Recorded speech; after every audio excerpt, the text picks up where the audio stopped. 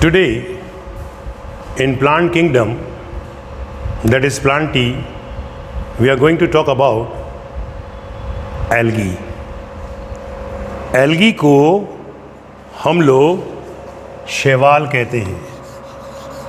So this is your algae, जिसे हम शैवाल कहते हैं.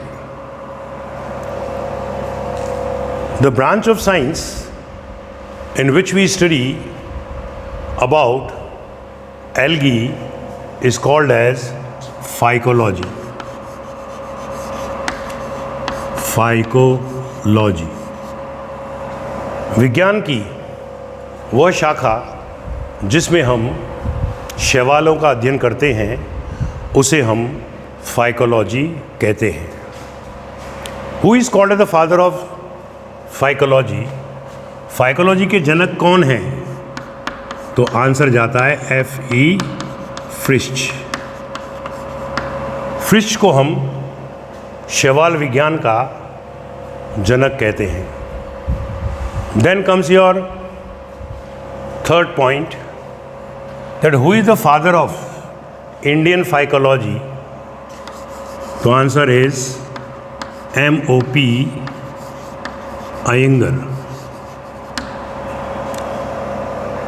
M.O.P. अयंगर को हम भारतीय शैवाल विज्ञान का जनक कहते हैं. फ्रिश्च ने structure and reproduction in plants नाम की पुस्तक में शैवालों का वर्णन किया था. ये तो रहा हमारे पास में हिस्टोरिकल अकाउंट. अब बात चलेगी कि शैवालों के लक्षण क्या हैं, एल्गल कैरेक्टर्स क्या हैं. तो एल्गल कैरेक्टर्स, शैवालों के लक्षण. पहला पॉइंट, इनका प्लांट बॉडी जो होता है वो थैलस होता है, सुकाय होता है. That is their plant body is thallus, which means it is not differentiated into root, stem and leaves. Second point, they are mainly aquatic. मुख्यतया यह जलीय होते हैं. अब जलीय की बात चलती है तो जल स्वच्छ जल भी होता है और समुद्री जल भी होता है, यानी कि फ्रेश वाटर भी होता है और मैराइन वाटर के अंदर भी ये पाए जाते हैं. जैसे स्वच्छ जल की बहुत सारी शैवालें हैं. वॉलवॉक्स है, क्लेमाइडोमोनास है. मैराइन एल्गी, समुद्री एल्गी को देखें हम तो पोरफायरा है, पॉलीसाइफोनिया है, लैमिनेरिया है, डिक्टियोटा है, फ्यूकस है. तो they are mainly aquatic in nature. यानी कि we are going to talk about the habit and habitat where will you look for the algae.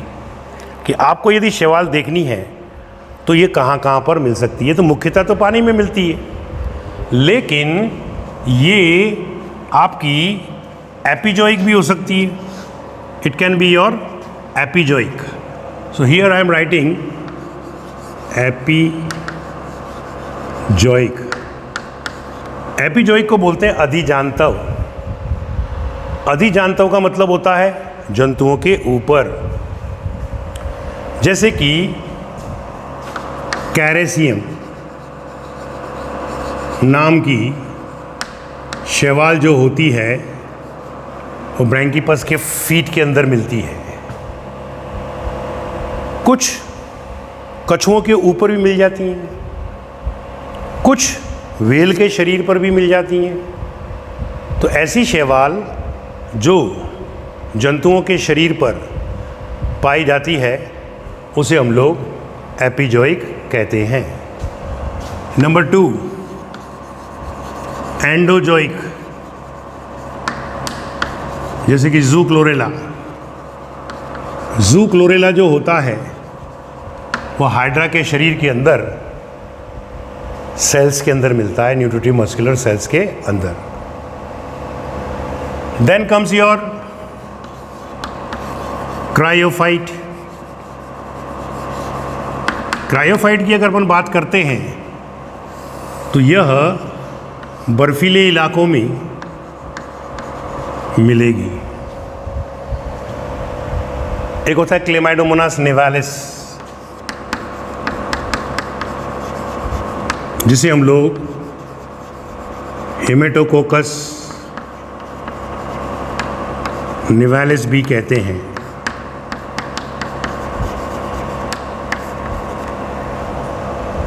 इसके जो हिप्नोस्पोर्स होते हैं उनकी कवरिंग में एक पिगमेंट होता है। उस पिगमेंट को हम लोग हेमेटोक्रोम कहते हैं और ये लाल रंग का होता है। तो जब ये बर्फ़ के पहाड़ों पर हिप्नोस्पोर्स मिलते हैं, सुप्त बीजाणु, तो हेमेटोक्रोम वर्णक के कारण पूरा पर्वत हमको लाल दिखाई देता है। तो हम कहते हैं कि यह रेड स्नो देता है। आ चुका है कई बार ये क्वेश्चन। एक होता है क्लेमाइडोमोनास येलो स्टोनेंसिस। अब येलो वर्ड है लेकिन कलर कैसा होता है पर्वत का? हरा। तो उसको बोल देते हैं कि भाई इसके कारण ग्रीन स्नो देखने को मिलती है। चौथी प्रकार की सैप्रोफिटिक यानी कि मृतोपजीवी एल्गी भी होती हैं, जिसका एग्जाम्पल है बॉट्रीडियम। तो ये बॉट्रीडियम सैप्रोफिटिक एल्गी होती है। 5 नंबर पैरासिटिक। पैरासिटिक में 2, एक ग्रीन एल्गी और एक ब्राउन रेड एल्गी। परजीवी हरी शैवाल है सिफेल्यूरोस, जिससे चाय के अंदर एक रोग हो जाता है जिसे हम लोग रेड रस्ट ऑफ टी कहते हैं। सो this is your red rust of T रोग कहते हैं। रेड एल्गी का एग्जाम्पल हमारे पास में है हार्वेला। ये क्वेश्चन बहुत पूछा गया है कि पैरासिटिक ग्रीन एल्गी का नाम बताइए, तो आंसर होता है सिफिलोरॉस वायरेंस। कौन सी बीमारी पैदा करती है? तो आंसर जाता है रेड रस्ट ऑफ टी। खत्म। अब हमारे पास और भी कई प्रकार की शैवालें होती हैं। तो ये तो थे अलग अलग आवासों में, अलग अलग स्थानों पर पाई जाने वाली शैवाल। तीसरा पॉइंट, इनके अंदर सेल्यूलर ग्रेड ऑफ ऑर्गेनाइजेशन मिलता है। इनके अंदर टिश्यू सिस्टम देखने को नहीं मिलता, ऊतक तंत्र नहीं मिलेगा। ये यूनिसेलुलर होती हैं या मल्टीसेलुलर होती हैं, एक कोशिकीय होती हैं या बहुकोशिकीय होती हैं। 4 नंबर, इनके अंदर पोषण जो होता है, न्यूट्रिशन जो होता है, वह ऑटोट्रॉफिक होता है। ऑटोट्रॉफिक का मतलब हो गया कि यह स्वपोषी होती हैं, अपना भोजन स्वयं बनाती हैं। ग्रीन तो सभी जानते हैं कि ऑटोट्रॉफिक होती हैं, स्वपोषी होती हैं, लेकिन शैवाल जो होती हैं वो रेड भी होती हैं, लाल भी होती हैं, ब्राउन भी होती हैं। तो इसका मतलब ये नहीं कि वो लोग जो है स्वपोषी नहीं होती हैं, वो भी स्वपोषी होती हैं। यानी कि अधिकांश शैवाल स्वपोषी होती हैं। Usually the algae are autotrophic in nutrition. अब चलते हैं हम चौथे के बाद पांचवें पॉइंट के ऊपर। पांचवें पॉइंट को यदि आप देखोगे तो इसमें हम लोग रिप्रोडक्शन की बात करेंगे। रिप्रोडक्शन की बात जब चलती है तो कायिक जनन भी होता है, यानी कि वेजिटेटिव। वेजिटेटिव में ये अक्सर फिलामेंटस होती हैं, तंतुमय होती हैं, हालांकि यूनिसेलुलर भी होती हैं। इनके अंदर फ्रेगमेंटेशन होता है, फ्रेगमेंटेशन।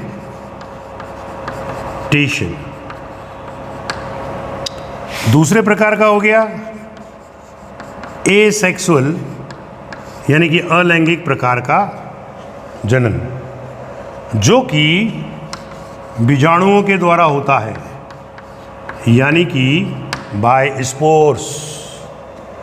और तीसरा सेक्सुअल रिप्रोडक्शन होता है, यानी कि लैंगिक जनन होता है। लैंगिक जनन जो होता है वह आइसोगैमी, यानी कि समयुग्मकी, एनाइसोगैमी, यानी कि असमयुग्मकी, और ऊगैमी, यानी कि विषम युग्मकी प्रकार का होता है। अब यदि हम आइसोगैमी प्रकार के सेक्सुअल रिप्रोडक्शन को देखें, जिसे हम लोग समयुग्मकी प्रकार का कहते हैं,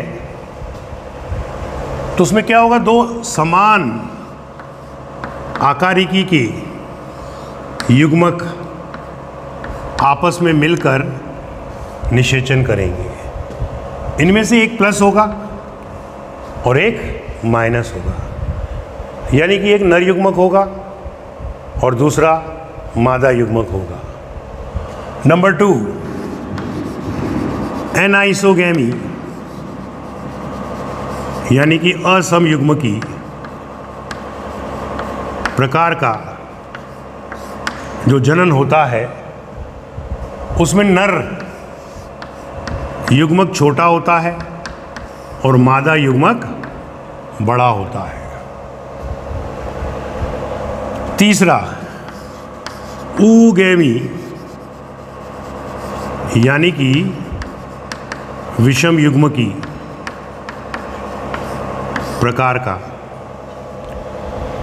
ये सबसे ज़्यादा एडवांस होता है, मोस्ट एडवांस्ड। इसमें नर युग्मक और मादा युग्मक दोनों की आकारिकी एवं कार्यकी अलग अलग होती है, यानी कि रूप भी अलग अलग होता है और कार्यकी भी अलग अलग होती है। नर गतिशील होता है, मादा युग्मक अगतिशील होता है। Male gamete is motile whereas female gamete is non-motile. Oogamous type of reproduction is considered as the most advanced type of reproduction. Now if we talk about the life cycle, तो जो युग्मक जब बन जाता है तो युग्मनज बनता है। जाइगोट में इमीडिएट मियोसिस होती है, यानी कि तुरंत अर्धसूत्री विभाजन हो जाता है। इसलिए इनके अंदर भ्रूण का निर्माण नहीं होता है, नो एम्ब्रियो इज प्रोड्यूस्ड। इसलिए हम थैलोफाइटा के सदस्यों को नॉन एम्ब्रियोफाइट भी कहते हैं, अभ्रूणीय पादप। क्या बोलते हैं? अभ्रूणीय पादप कहते हैं। 7 नंबर, इनके अंदर संवहन ऊतक भी नहीं होता है, नो वेस्कुलर टिश्यू, यानी कि xylem and phloem they are absent. इनके अंदर फ्लावर्स भी नहीं होते हैं, इसीलिए इनको क्रिप्टोगेम्स में रखा गया है, यानी कि नो फ्लावर्स। इनके अंदर पुष्प नहीं होते हैं। तो ये तो थे इनके कैरेक्टर। अब बात चलेगी लाइफ साइकिल की, यानी कि जीवन चक्र की। लाइफ साइकिल की बात अगर अपन करते हैं तो अलग अलग शैवालों में अलग अलग प्रकार का लाइफ साइकिल देखने को मिलता है। एक कहलाता है हैप्लॉन्टिक, जो कि आपको यूलोथ्रिक्स में मिलेगा, स्पाइरो वगैरह के अंदर मिलेगा। उसमें क्या होता है कि अधिकांश जीवन जो होता है वह एन होता है और कुछ क्षण के लिए 2n आता है। दूसरा होता है हैप्लो डिप्लॉन्टिक। तो एग्जाम्पल इसका होता है एक्टोकार्पस एंड पॉलीसाइफोनिया। इनमें क्या होता है कि लगभग आधा जीवन तो एन अवस्था में बीतता है और बाकी शेष 2n होता है। Then comes your diplontic life cycle. Diplontic life cycle जो होती है वह आपको फ्यूकस में मिलेगी और सारगासम में मिलेगी। तो ये रहा कैरेक्टर, यानी कि लक्षण हमने बताए। अब बात चलेगी कि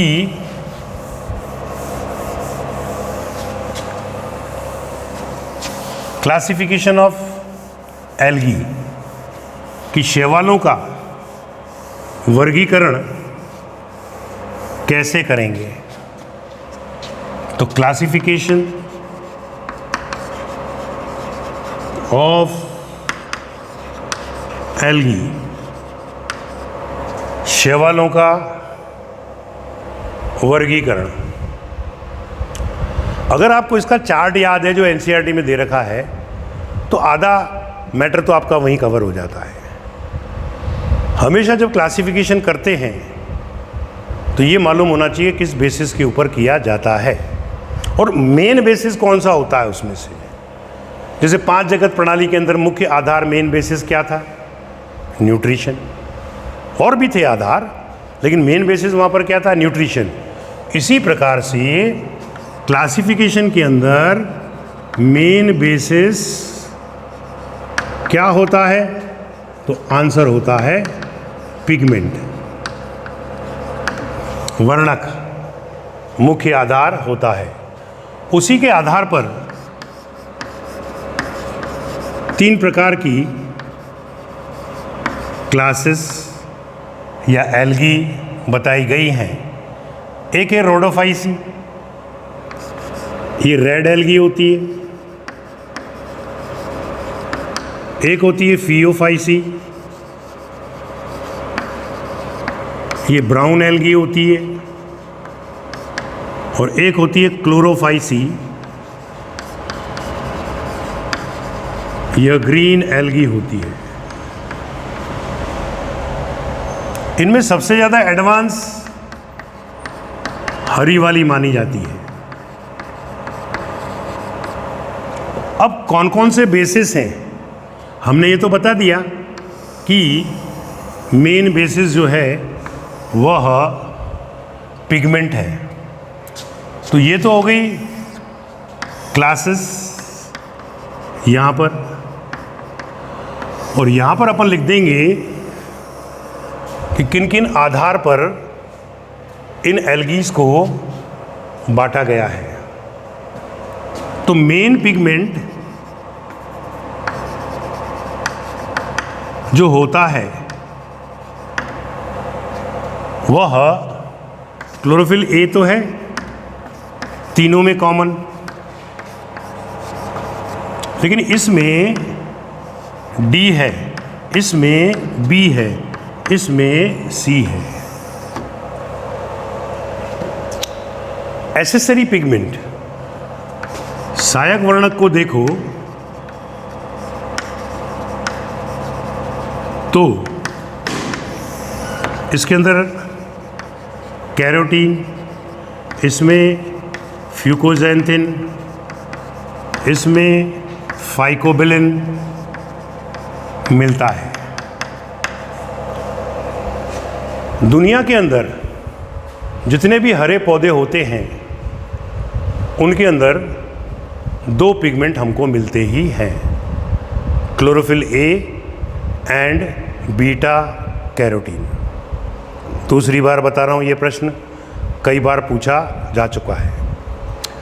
अब हमारे पास में आता है कि सेल वॉल। सेल वॉल की बात करेंगे तो तीनों में सेल्यूलोज तो मिलता ही है, लेकिन यहां पर एल्गेनिक एल्जिन होता है और यहां पर होता है अगार, लाल वाली के अंदर। चार्ट याद कर लेना, आधा हेडेक खत्म हो जाता है। अब रिजर्व फूड यानी कि संचित भोजन, यहां पर स्टार्च मिलेगा, या मैनिटॉल एंड लैमिनेरिन मिलेगा। मेरा जो अनुभव है उसमें अक्सर ये वाला पूछते, भूरी शैवाल के अंदर कौन सा भोजन संचित भोजन के रूप में पाया जाता है। और इधर हो गया तुम्हारे पास में फ्लोरिडिन स्टार्च, फ्लोरिडिन स्टार्च। अब आता है फ्लैजेला।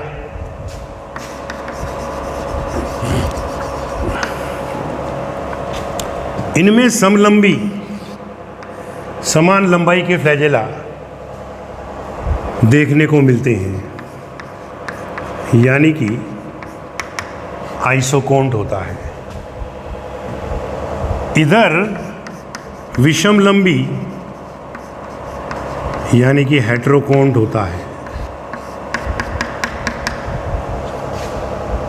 असमान लंबाई के दो फ्लैजेला मिलते हैं और इसके अंदर समान लंबाई के दो फ्लैजेला मिलते हैं और इसके अंदर फ्लैजेला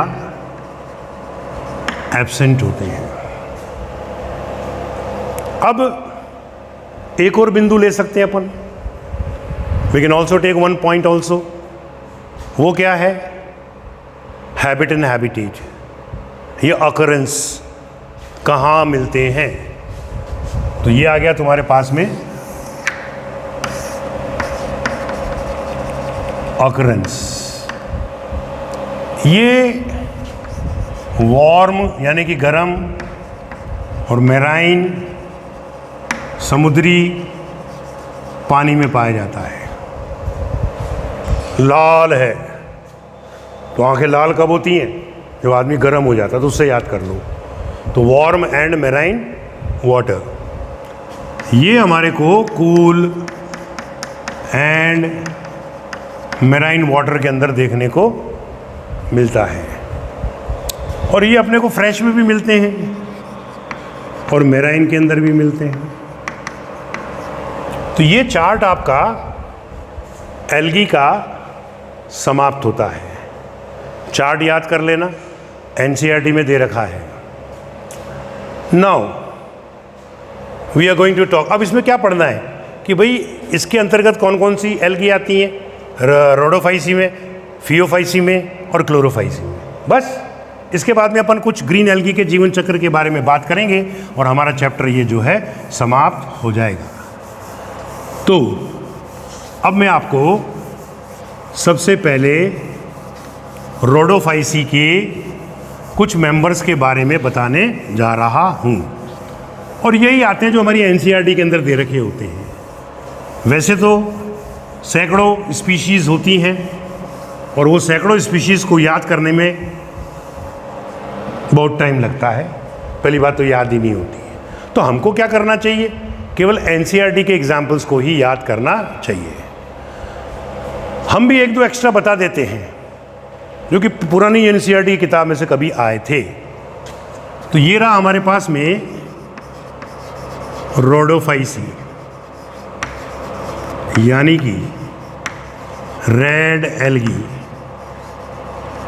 रेड एल्गी की सदस्यों को देखो तो एक है पोरफायरा। पोरफायरा जो है, इसे जापान में भोजन के रूप में खाया जाता है। It is used as food in Japan. Number दूसरा, कॉन्ड्रस क्रिस्पस, जिसे हम लोग आयरिश मॉस भी कहते हैं। आयरिश मॉस भी कहते हैं। तीसरा हमारे पास में है ट्राइकोडेस्मियम, वेरी इंपॉर्टेंट, ट्राइकोडेस्मियम। हम पहले पढ़ चुके हैं कि इसके कारण लाल सागर उत्पन्न होता है। 4 नंबर, जेलिडियम एंड ग्रेसिलेरिया से अगार मिलता है। ये अगार जो होता है रिसर्च वर्क के अंदर प्रयोग में लिया जाता है। तो ये रही हमारी रेड एल्गी के मेंबर्स। अब आता है कि रेड एल्गी के अंदर, जैसा कि मैंने कहा, सबसे ज़्यादा एडवांस मानी गई है। जितनी भी शैवाल होती हैं, all algae has got unicellular cell sex organ. जैसे कोई ये शैवाल है, मैंने उससे पूछा भाई तू तेरा सेक्स ऑर्गन क्या है? कि सर हम एक ही सेल के बने हुए और यही सेक्स ऑर्गन के रूप में काम करेगा। और इनके चारों तरफ ये जैकेट नहीं मिलेगा। जैसा कि अपन आगे चल के पढ़ेंगे तो बोल देते कि no jacket will be there. इनके अंदर हमको जो है जैकेट देखने को नहीं मिलता है। युग्मनज में तुरंत अर्धसूत्री विभाजन हो जाता है, जिसलिए जीवन चक्र के अंदर भ्रूण का निर्माण नहीं होता है। Zygote immediately undergoes meiosis. That's why no embryo is produced in the life cycle of algae. अब अपन बात करते हैं कि ब्राउन एल्गी के एग्जाम्पल। ब्राउन एल्गी को यदि आप देखते हैं, भूरी शैवाल, ब्राउन एल्गी। ब्राउन एल्गी के अंदर हमारे पास में एनसीईआरटी में चित्र दे रखा है लैमिनेरिया का, फ्यूकस का और डिक्टियोटा का। ये डिक्टियोटा का उन्होंने जो है 3 चित्र दे रखे हैं। उसमें क्या देखेंगे आप लोग कि ऐसे पत्तीनुमा संरचना देखने को मिल रही है। ऐसे इस पत्तीनुमा संरचना को फ्रॉन्ड कहते हैं, लीफ लाइक स्ट्रक्चर। और नीचे एक डंठल होता है, स्टॉक होता है, वृंत होता है, जिसे हम लोग स्टाइप कहते हैं। और नीचे ही नीचे स्थापनांग होता है, जिसको हम लोग होल्ड फास्ट कहते हैं। तो इस प्रकार से इधर भी इन्होंने फ्यूकस का बना रखा है, इधर उन्होंने ज़्यादा ब्रांच वाला जो है डिक्टोटा का बना के रख रखा है। इन सभी के अंदर आपको ये स्टाइप मिलेगा और ये होल्ड फास्ट मिलेगा, स्टाइप मिलेगा और ये होल्ड फास्ट देखने को मिलेगा। तो इस प्रकार से इनके अंदर जो कॉमन कैरेक्टर है that is the presence of frond, stipe and hold fast. इस होल्ड फास्ट की सहायता से, इस स्थापनांक की सहायता से ये सतह से चिपकने में मदद करते हैं। They help in attachment to the substratum. अब बात चलती है कि जो हमारे लाल एल्गी हैं उनमें और कौन कौन से हैं। तो एक होता है सारगेसम। समुद्र के अंदर ब्राउन एल्गी में, समुद्र के अंदर जब ये बहुतायत में मिलती है तो इसके उपस्थिति के कारण उस समुद्र का नाम ही उन्होंने सारगोसा सी रख दिया है। सोडियम लैमिनरिन सल्फेट होती है, वह एंटी ब्लड कोगुलेंट होती है। इसके अलावा और भी कई प्रकार की एल्गियाँ होती हैं जो कि रेड एल्गी के अंतर्गत आती हैं, लेकिन हमारे कोर्स के अंदर ये कुछ ही एल्गी इन्होंने मेंशन कर रखी हैं जो मैंने आप लोगों को बताई हैं। इसके अतिरिक्त यदि आपको कोई मिलती है तो you just learn it as an GK, general knowledge के रूप में आप उसको याद कर सकते हो। Now I am going to talk about Chlorophyceae. Chlorophyceae का मतलब हरी शैवाल। हरी शैवाल को यदि आप देखेंगे तो यह यूनिसेलुलर भी होती है, मल्टी सेलुलर भी होती है, जैसे कि कारा, फिलामेंटस भी होती है तंतुमय, पैरेनकाइमेटस मृदुत की भी होती है। ऐसे कई प्रकार की शैवालों के रूप क्लोरोफाइसी के अंदर हमको देखने को मिलता है। तो क्लोरोफाइसी का मतलब हो गया ग्रीन एल्गी। ग्रीन एल्गी जो है इसमें आती हैं। आप देखिए रेड भी है, ब्राउन भी है, ग्रीन भी है। इन तीनों में से ग्रीन एल्गी जो होती है वो सबसे ज़्यादा एडवांस मानी जाती है। और 5-6 कैरेक्टर अपन ने चार्ट के अंदर पढ़ लिए, वो सारे क्लोरोफाइसी के हो जाएंगे अपने पास में। जनरल कैरेक्टर के जितने भी कैरेक्टर है वो भी क्लोरोफाइसी के ऊपर एप्लीकेबल होंगे कि unicellular sex organs are there which are non jacketed, no embryo is produce because of the immediate meiosis. ये सारे पॉइंट्स जो होते हैं वो जनरल चला करते हैं। तो जब आप तुलनात्मक पढ़ते हैं तो ये देखो भाई अंतर क्या आया। जो कॉमन होते हैं वो तो कॉमन ही है। अब उनमें क्लोरोफाइसी में, रोडोफाइसी में, फियोफाइसी में अंतर क्या है, उधर से वो लोग क्वेश्चंस की फ्रेमिंग करते हैं। ये स्वच्छ जल में भी मिलते हैं, जैसे कि मैंने कहा वॉलवॉक्स है, क्लेमाइडोमोनास है, स्पायरोगायरा है, यूलोथ्रिक्स है। ये मेराइन भी होते हैं, जैसे कि कॉलोरप्पा हमारे पास में है। एक एल्गी होती है एसिटिबुलेरिया। एसिटिबुलेरिया, एसिटिबुलेरिया। इस एल्गी के ऊपर हैमरलिंग ने कार्य किया था, बाय हैमरलिंग। एसिटिबुलेरिया की बॉडी में प्लांट किंगडम में बिगेस्ट सेल पाई जाती है। सबसे बड़ी कोशिका आपको जो है एसिटिबुलेरिया के अंदर मिलेगी। अब आता है हमारे पास कि हैमरलिंग ने एसिटिबुलेरिया नाम की एल्गी के ऊपर कार्य करके, जिसमें कि सबसे बड़ी सेल बिगेस्ट सेल पाई जाती है, क्या निष्कर्ष निकाला।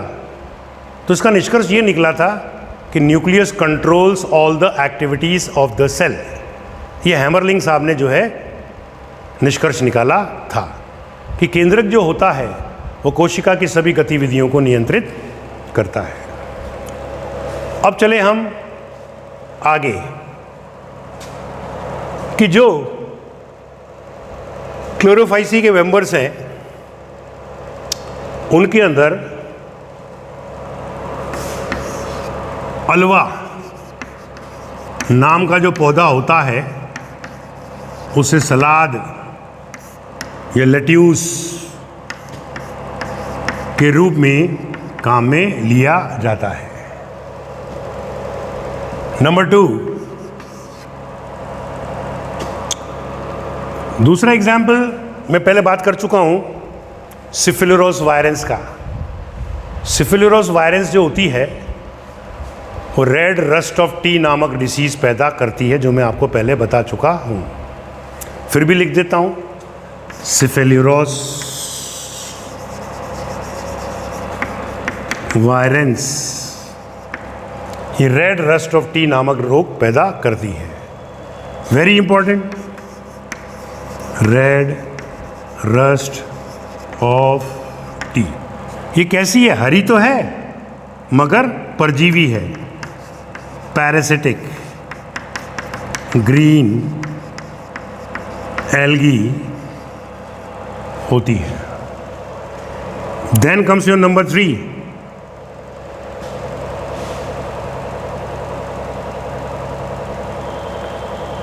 Chlorella pyrenoidosa. क्लोरेला पायरिनोइडोसा, यहां से भी क्वेश्चन बनता है। इसको स्पेस एल्गी कहते हैं, अंतरिक्ष में पाई जाने वाली शैवाल। क्योंकि अंतरिक्ष यात्री जब अंतरिक्ष में जाते हैं तो इस शैवाल को अपने साथ ले जाते हैं। तो ये शैवाल क्या करती है? रॉकेट के अंदर ऑक्सीजन देती रही, तो उस ऑक्सीजन का उपयोग वो अंतरिक्ष यात्री कर लेते हैं, और जो CO2 उनके शरीर में से निकलती है उसका ये उपयोग कर लेती है। इस प्रकार से इकोलॉजिकल बैलेंस, पारिस्थितिकी संतुलन भी बना रहता है। क्योंकि एस्ट्रोनॉट जो है या स्पेस क्राफ्ट जो है वो एक प्रकार का कृत्रिम पारितंत्र है, आर्टिफिशियल इकोसिस्टम है। इस क्लोरेला को भोजन के रूप में भी काम में लिया जा सकता है। इस प्रकार से चूंकि इसका बहुत अधिक उपयोग अंतरिक्ष में होता है, स्पेस में होता है, इसलिए हम इसको स्पेस एल्गी कहते हैं। ओके, चलिए साहब, ये रहे हमारे पास में तीनों प्रकार की एल्गी के कैरेक्टर। अब बात चलेगी कि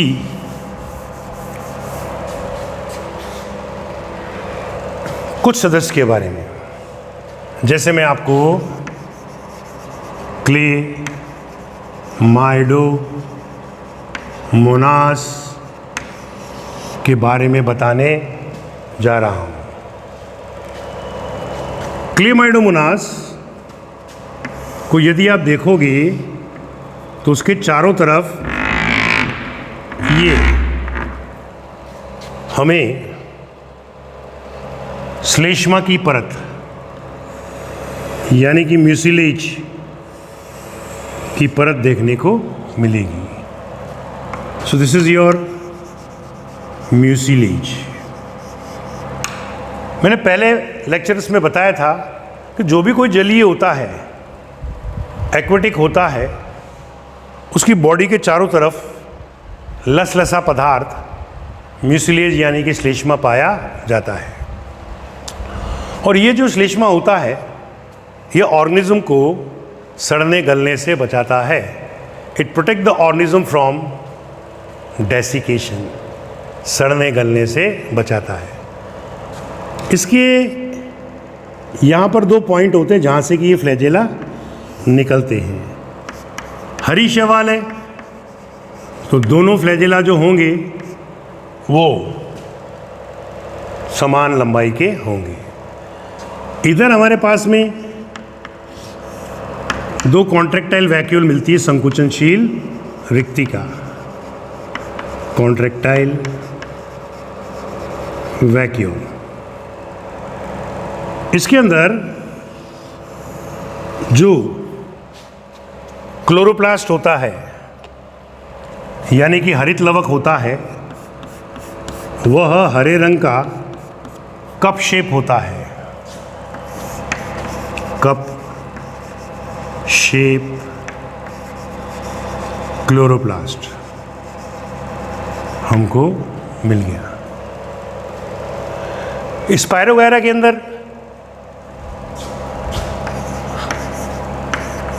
क्लोरोप्लास्ट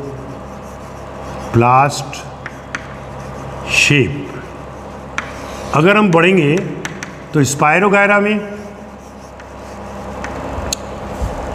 स्पाइरल होता है, सर्पिलाकार होता है। यूलोथ्रिक्स में अभी पढ़ेंगे अपन लोग, मेखलाकार होता है, गर्डल शेप। जिग्निमा में से पूछते हैं ये लोग, जिग्निमा में स्टार आकृति का होता है। एक हो गया ईडोगोनियम। ईडोगोनियम में रेटिकुलेट होता है, जाली का व्रत होता है। जिग्निमा में से मैंने देखा है बहुत क्वेश्चन ये लोग पूछते हैं। अब इस जगह पर हमें न्यूक्लियस मिलता है। अगर हम देखें लाल शैवाल को तो उसमें पायरेनॉइड नहीं होते हैं, लेकिन हरी शैवाल में पायरेनॉइड मिलेगा। तो आपने पूछा सर भूरी शैवाल में क्या होगा? फिर भूरी शैवाल में नग्न पायरेनॉइड मिलेगा, naked pyrenoid will be there. तो starting from the Rhodophyceae no pyrenoid, Phaeophyceae naked pyrenoid, in Chlorophyceae full pyrenoid is present. Okay, point to be noted. अब इनमें जो पार्टिकल्स होते हैं कुछ, वो वॉल्यूटिन पार्टिकल्स मिलते हैं। ये हमारे क्लेमाइडोमोनास की स्ट्रक्चर है। क्लेमाइडोमोनास में से जैसे कि मैं पहले बता चुका हूं कि इसके जो हिप्नोस्पोर होते हैं, सुप्त बीजाणु,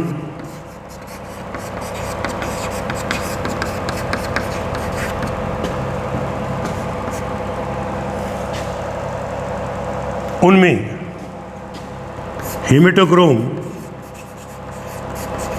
नाम का लाल वर्णक होता है। जब ये बर्फ के पहाड़ों पर पड़े होते हैं तो लाल रंग के हेमेटोक्रोम के कारण पूरा पर्वत लाल रंग का दिखाई देता है, और उस बर्फ को हम रेड स्नो कहते हैं। क्या बोलते हैं? रेड स्नो कहते हैं। खत्म। अब आता है हमारे पास में स्पायरोगैरा और यूलोथ्रिक्स। इनकी स्ट्रक्चर को यदि अपन देखें तो पहले मैं यूलोथ्रिक्स के बारे में बताने जा रहा हूं। यूलोथ्रिक्स की खोज निटजिंग नाम के व्यक्ति ने करी थी। Discovered by निटजिंग।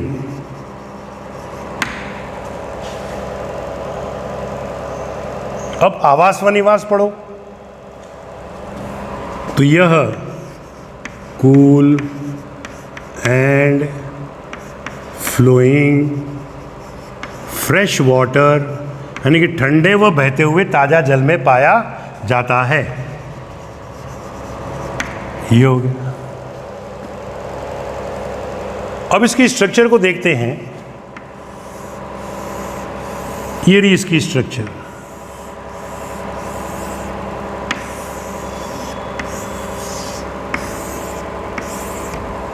ये इसकी जो अंदर वाली सेल वॉल होती है वो सेल्यूलोज की बनी होती है, बाहर वाली पैक्टिन की बनी होती है। जो जल के संपर्क में आने पर, that is when it comes in contact with the water, it swells up like wool. यह वूल ऊन के समान दिखाई देती है, इसलिए इसका नाम यूलोथ्रिक, क्योंकि यूलो का मतलब क्या होता है? ऊन। ऊन को बोलते हैं वूल। पहली बात। दूसरा पॉइंट, अब एक सेल को निकालता हूं, चलो आप लोगों के लिए बाहर। वैसे तो अंदर ये मिलती है, इसके अंदर इस प्रकार की स्ट्रक्चर। मैं एक सेल को बड़ा करके दिखाता हूं।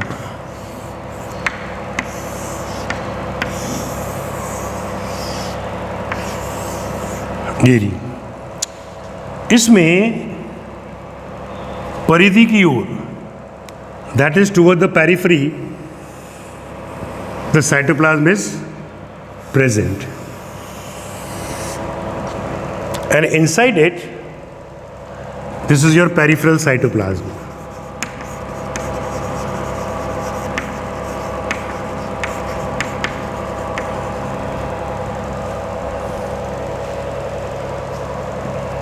जो वैक्यूल के चारों तरफ है। तो इस साइटोप्लाज्म को जो पतली परत के अंदर पाया जाता है, हम लोग प्राइमोर्डियल यूट्रिकल कहते हैं।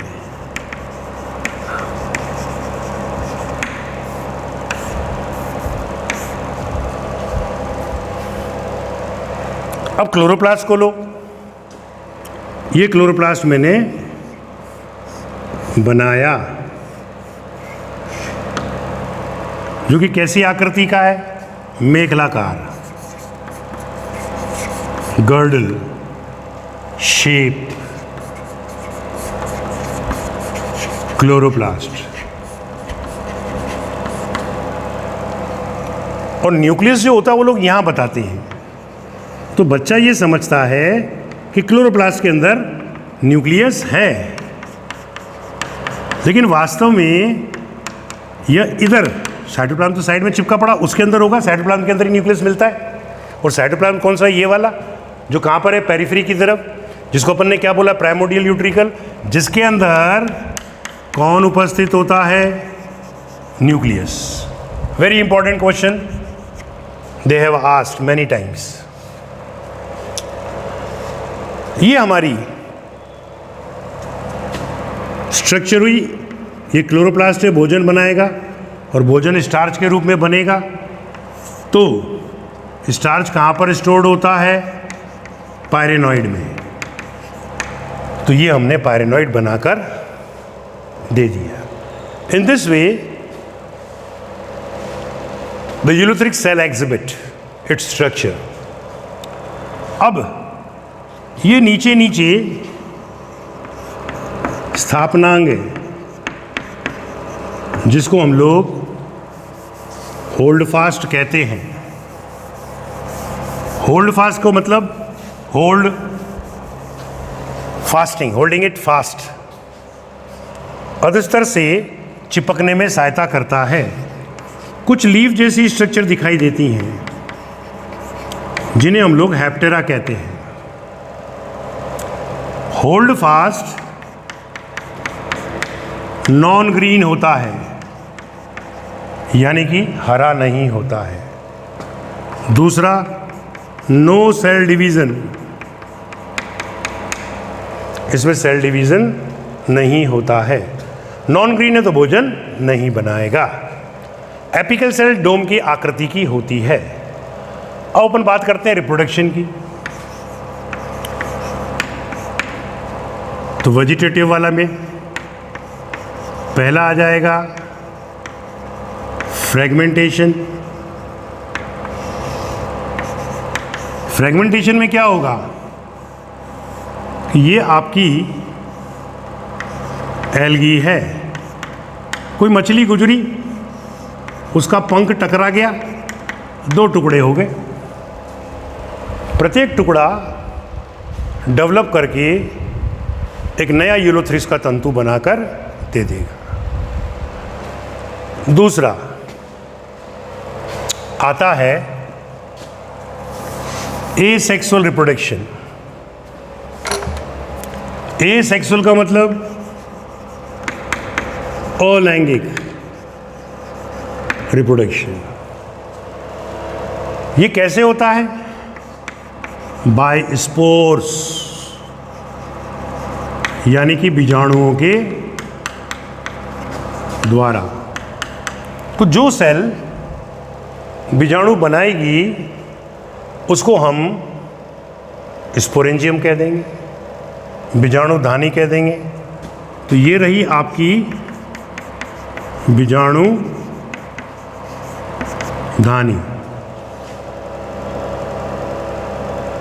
इस सेल के अंदर कई डिविजन्स होते हैं और बीजाणुओं का निर्माण होता है, लेकिन इन बीजाणुओं का निर्माण जो होता है वह दो परिस्थितियों में होता है। अनुकूल परिस्थिति में, यानी कि फेवरेबल कंडीशन में, और प्रतिकूल परिस्थितियों में, यानी कि अनफेवरेबल कंडीशन में। अनुकूल परिस्थिति में पानी होता है, और जब पानी होगा तो उन बीजाणुओं के अंदर फ्लैजेला होंगे। तो उन फ्लैजेला को क्या बोलेंगे? फ्लैजेला जो कि बीजाणुओं को क्या बोलेंगे? ज़ूस्पोर, यानी कि चल बीजाणु। यूलोथ्रिक्स में दो प्रकार के चल बीजाणु बनते हैं। एक कहलाते हैं मैक्रोजूस्पोर और एक कहलाते हैं माइक्रोजूस्पोर। गुरु चल बीजाणु और दूसरा कहलाता है लघु चल बीजाणु। गुरु चल बीजाणु जो होते हैं, यहाँ से क्वेश्चन बनता है, ये बड़े होते हैं और इनमें 4 फ्लैजिला होते हैं, तो इनको बोलते हैं क्वाड्रीफ्लैजिलेट।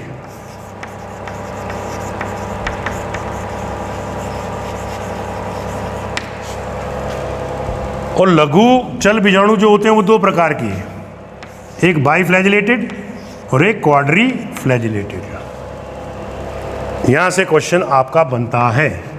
इधर से भी बन सकता है कि लघु चल बीजाणु कैसे होते हैं, तो आप बोलोगे बाईफ्लैजिलेट भी होते हैं और क्वाड्रीफ्लैजिलेट भी होते हैं। अब पानी की कमी हो गई तो कौन सी परिस्थिति आ गई? प्रतिकूल, अनफेवरेबल आ गई। पानी नहीं है तो फ्लैजेला का क्या उपयोग है? तो फ्लैजेला गायब हो गए। तो अब ये कैसा बन गया? अचल, यानी कि नॉन मोटाइल, जिसे हम लोग एप्लानोस्पोर कहते हैं।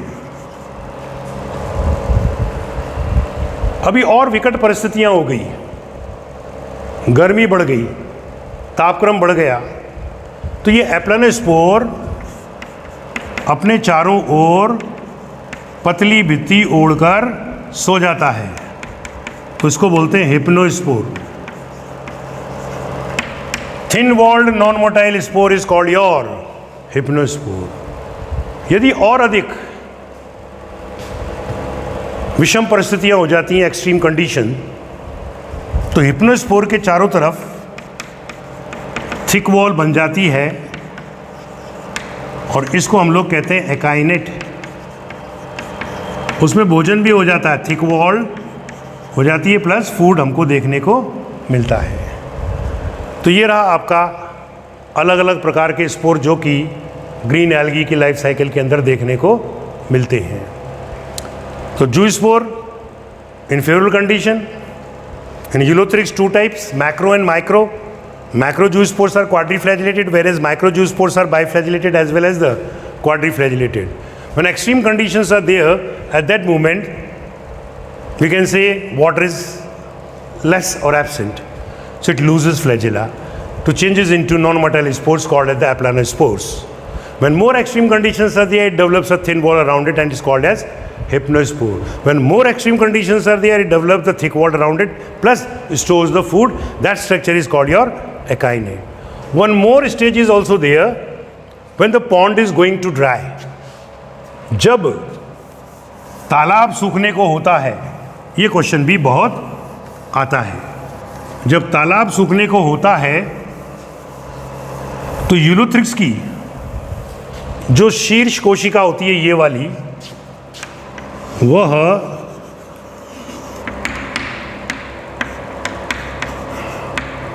म्यूसिलेजिनस मास में श्लेष्मीय मास में अचल बीजाणु दे देती है. This is all mucilaginous. तालाब सूखने को होता है. क्वेश्चन ये बनता है, how Ulothrix reproduces when the pond is going to dry. कि यूलोथ्रिक्स किस प्रकार से जनन करता है जब तालाब सूखने को होता है. तो आंसर होता है, इस अवस्था को क्या कहते हैं? पालमेला स्टेज. पालमेला अवस्था हम लोग जो है कहते हैं. जब पानी आ जाएगा तो ये श्लेष्मीय अवयव गल जाएगा. गलने के बाद में ये अचल बीजाणु, नॉन मोटाइल स्पोर, एप्लोनोस्पोर बाहर आ जाएंगे और प्रत्येक स्पोर जो होगा वह एक नए यूलोथ्रिक्स के तंतु को जन्म देगा. अब अपन बात करेंगे कि यूलोथ्रिक्स के अंदर सेक्सुअल रिप्रोडक्शन कैसे होता है. Sexual reproduction.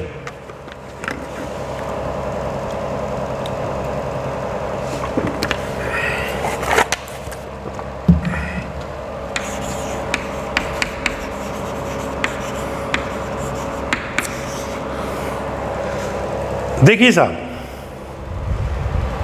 यूलोथ्रिक्स जो होता है वो हेटेरोथैलिक होता है, यानी कि विषम थैलिक. ये एक तंतु हो गया. इसने बोली सर मैं नर के रूप में काम करूंगा, इसने बोला मैं मादा के रूप में काम करूंगा. मैंने कि okay, you become plus, you become minus. जब सेल स्पोर पैदा करती थी तो उसको स्पोरेंजियम कहा. अब ये गैमेट पैदा करेगी तो इसको गैमेट एंजियम कहेंगे, युग्मकदानी कहेंगे. So this is your male gamete एंजियम.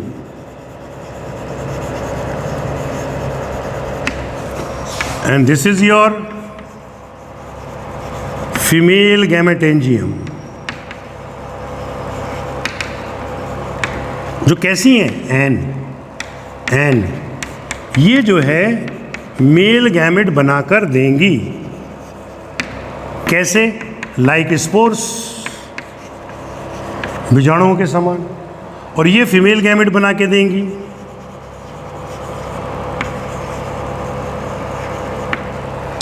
ये यहां से बाहर निकलते हैं, साइड में से इधर से बाहर निकलते हैं ये गैमेट. ये आ गया और ये आ गया. ये भी एन, ये भी एन. दोनों गैमेट के अंदर फर्टिलाइजेशन होता है.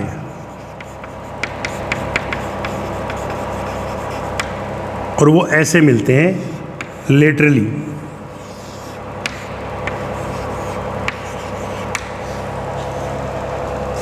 दोनों एन और एन मिलकर 2n बनाते हैं, जिसे आप लोग जायगोट कहते हैं. जायगोट नहीं कहेंगे, जाइगोस्पोर कहेंगे. तो जब दो मोटाइल गैमेट आकर जायगोट बनाते हैं तो उस जायगोट को जाइगोस्पोर कहते हैं. इसमें सिस्ट बन जाएगी और तुरंत इसके अंदर मियोसिस हो जाएगी. और मियोसिस होने पर हमको 4 सेल देखने को मिलेगी, जिनमें से 2 प्लस होएगी और 2 माइनस होएगी. प्लस वाला प्लस तंतु को जन्म दे देगा और माइनस वाला माइनस तंतु को जन्म दे देगा. तो इसका जीवन चक्र एन से शुरू हुआ, चलता रहा, थोड़ी देर के लिए 2n में आया और फिर वापस n में आ गया. तो ये जो जीवन चक्र होगा इसको हम लोग बोलेंगे हैप्लॉन्टिक लाइफ साइकिल. क्या कहेंगे? हैप्लॉन्टिक